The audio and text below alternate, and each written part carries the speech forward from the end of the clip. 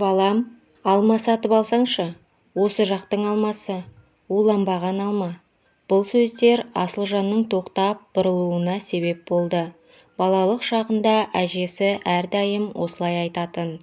Ол әже тұрған стөлге жақындады.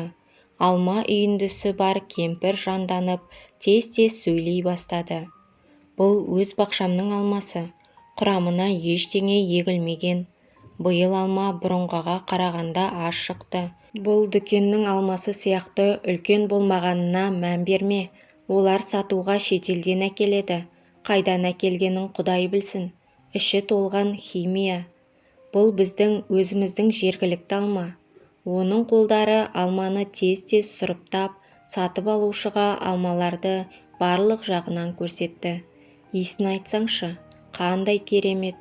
Табиғи алманың иісі осылай аңқып тұруы керек. Өте дәмді. Жеп көр, ұялма. Міне қарашы, деп Зейнеп әже сөзін қуанышты жалғастырып, оған кішкентай қоңыр белгісі бар алманы көрсетті. Көрдің бе? Оларды тіпті құрт жейді. Өйткені оның құрамында ешқандай химиялық қоспа жоқ.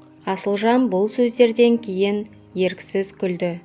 Сонда сіз маған құрттаған алмаларды сатқалы тұрсыз ба? Жоқ балам, о не дегенің? Деп әже шошып кетіп, алма ұсынған қолын тартып алды. Қара, бәрі бүтін, тек арасында осы біреуі ғана кетіп қалыпты. Мен алма жинағанда мұны байқамаған шығармын. Құрт жесе демек дәмді деген сөз. Ешқандай химиялық қоспасыз піскен. Адамға еш зияны жоқ. Мен айтып тұрмын ғой, өзіміздің жергілікті бақшаның алмасы. Асылжанға бұл алмалар қажет емес еді. Ол жай ғана кешке қарай жұмыстан шыққан соң базардың жанынан өтіп бара жатқан болатын. Күнде үйіне бара жатқанда осы жолмен өтеді. Бірақ бұл әженің кейпі, сөйлеу мәнері, ашық жарқын, еш талапсыз көзқарасы, құрттаған алманы көрсетіп, өз сөздерінің дұрыстығын сендіру тәсілі марқұм әжесіне ұқсады. Біраз уақыттан бері ұмытылған ыстық сезім кеудесін жылытты. Асылжан базарда сауда жасайтын әже үшін жақсы нәрсе жасағысы келді. Сондықтан ол саудаласпай алмалардың 2 килограммын сатып алды. Неге екені белгісіз, үйінде баласы ауырып қалғанын, тым әлсіз бала екенін, жөтеліп жатқанын және әйелінің аяғы ауыр екенін, сол үшін алма сатып алып жатқанын айтты. Асылжан неге екенін өзі түсінбей, бейтаныс адаммен, өзінің жанын азаптаған нәрселермен бөлісті. Әже күрсініп басын шайқады. Қазіргі қарттардың жастарға қарағанда дендері сау, деп үкім шығарды. Қазір қалада дені дұрыс тамақ бар дейсің бе өзі? Барлығы химия, ауаның өзі лас. Ауру болмағанда қайтсын енді? Асылжан басын изеп келісті. Енді кетуге дайындалып жатқанда Зейнеп әже оның қолын кенеттен ұстап алды. Тыңда, сен ертең осында кел. Мен саған кептірілген жемістер әкеліп берейін. Содан соң менде қант қосылған таңқурай да бар. Суық тигенде ішсеңдер жақсы болады. Сондықтан сен ертең міндетті түрде кел. Мен саған соларды алып келемін. Асылжан алманы алып үйіне бара жатқанда күлімсіреді. Жүрегінде бір ыстық сезім пайда болды. Еш қамсыз, бақытты балалық шағын есіне түсірді. Әжесі алақанымен оның басын сипап, ештеңе етпейді құлыным, бәрі жақсы болады дейтін. Асылжан өз туған ата-анасының кімдер екенін дұрыс білмей өсті. Әкесінің кім екенін әжесі де білмейтін, ал анасы туралы айтып берді. Асылжанның анасы Сәбира әженің жалғыз қызы еді. Ол оқуын бітірген соң ауылда жұмыс жоқ деп, қалада жұмыс істеп жатқан болатын. Бір күні ол қаладан көрпешеге оралған Асылжанды алып келіп, қайта қалаға кетіп қалды. Оны жұмыс істеп, жағдайым жақсарған соң қайта алып кетемін деді. Сол кеткеннен мол кетті. Қайта оралмады.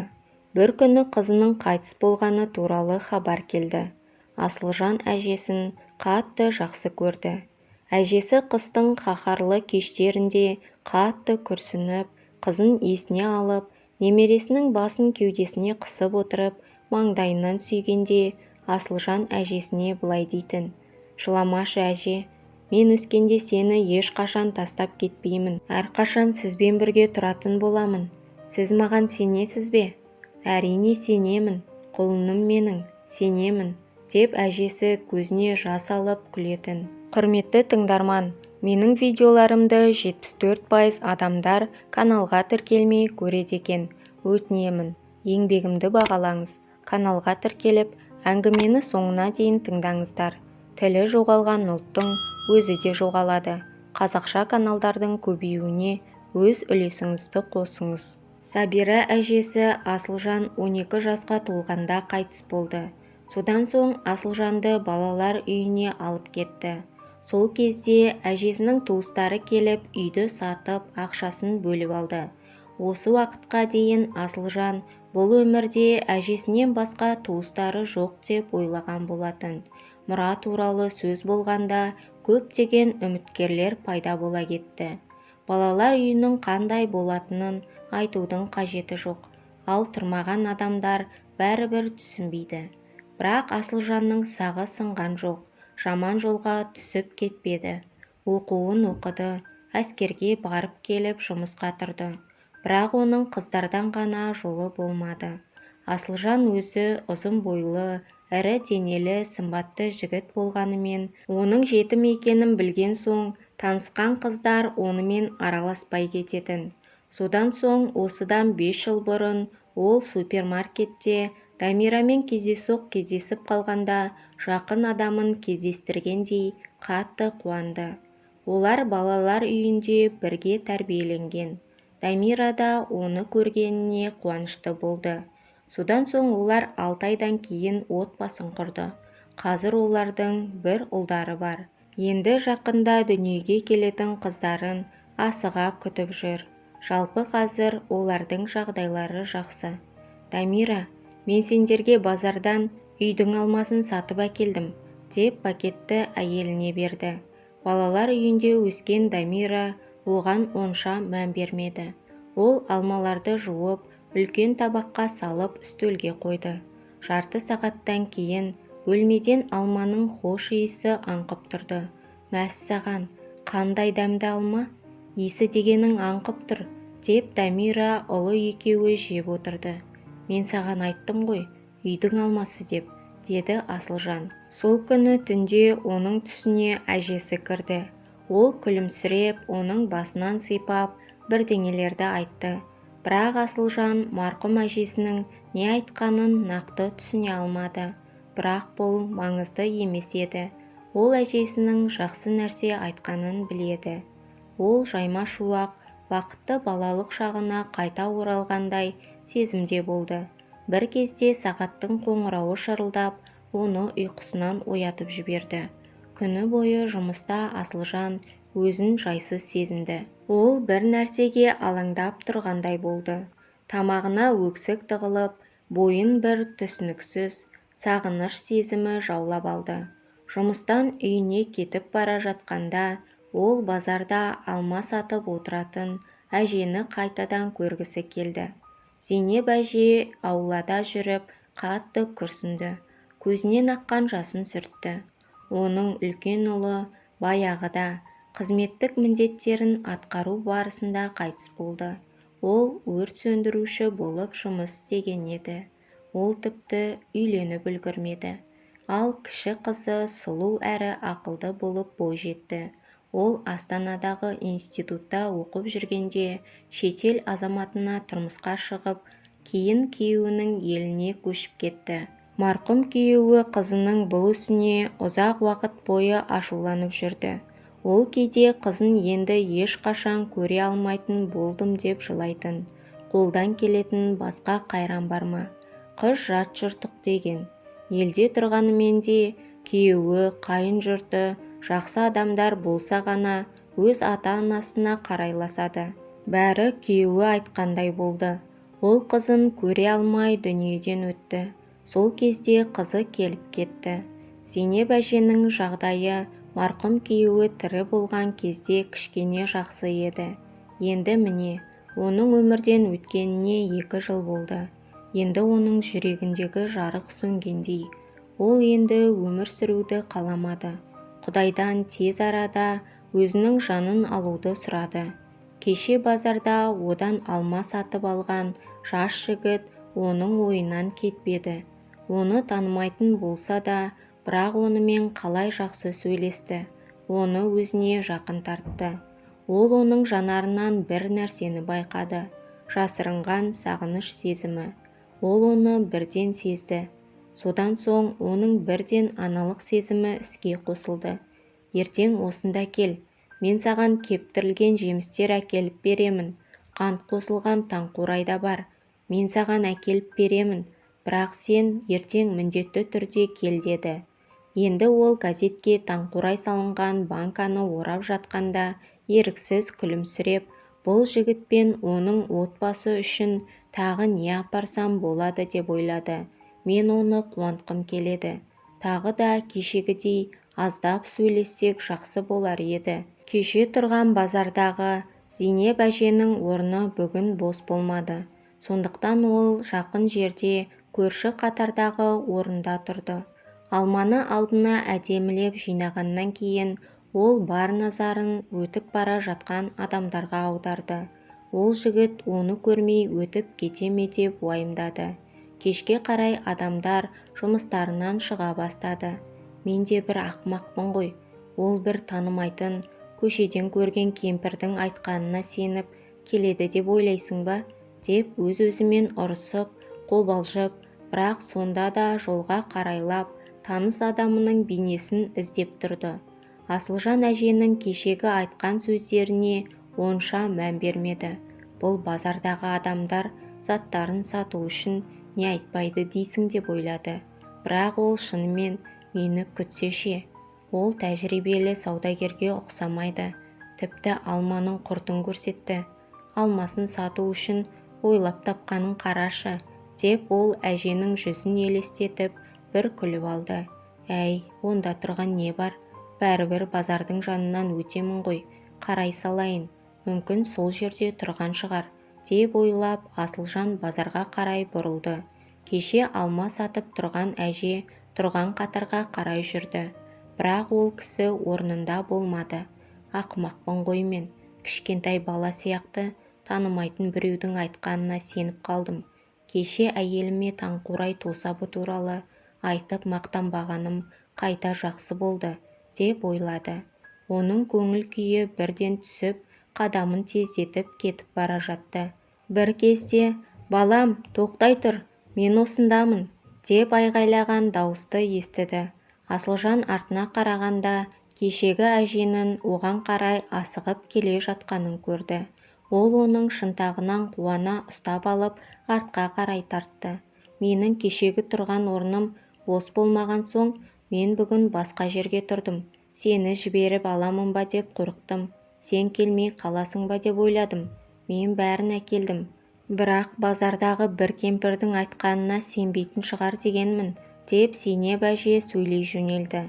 Бірақ Асылжан оның бұл сөздерін тыңдамады. Ол бір сәтке балалық шағына қайта оралды. Оның сөйлеу мәнері, қолының қимылдары, оны қуантуға жасаған әрекеті, көзқарасы, бәрі оның марқұм әжесіне ұқсайды. Сізге қанша төлеуім керек? Деп сұрады Асылжан. Зейнеп әже қолын бұлғап, мұның бәрін сатуға емес, өзі үшін дайындағанын айтты. Мұны сый ретінде қабылда, бұған ақша ала алмаймын деді. Суық тигенде жесеңдер жақсы көмектеседі. Сондай-ақ бұл таңқурайдың ескі сорты, соншалықты үлкен болмаса да, өте дәмді, пайдалы екенін айтты. Асылжан нағашы әжесінің таңқурай тосабының дәмі мен иісін есіне алды. Содан соң оның ойына неге екені белгісіз әжесінің құрты мен айраны келді. Әжесінің айраны сондай қою, ішінде бірде-бір іртігі жоқ болатын. Әжесі қайтыс болғаннан кейін ол ешқашан мұндай айран ішіп көрген емес. Ал сіз үйде айран ұйытасыз ба? Деп ол кемпірдің сөзін бөлді. Қазір өзім жалғыз тұрған соң малға қарайтын ешкім жоқ. сондықтан мал ұстамаймын қазір. Осы жерде сүт сататын әйелдерден сатып алып, өзіме ішуге аздап ұйытамын деді. Қолдың айраны мен құртын жемегелі қашан? Бала кезімде әжем үйде айран ұйытатын, деді Асылжан әжесін сағынып.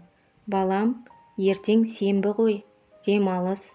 Сен маған ауылға келсеңші, мен саған айран ұйытып қоямын. Менде саған беретін әлі де көп нәрсе бар. Қартайған адамға ауыр сөмкелерді алып жүру қиын. Ал сен жассың. Үйім бұл жерден алыс емес. Көлікпен небәрі жарты сағатта жетесің. Ал мен автобуспен қатынаймын.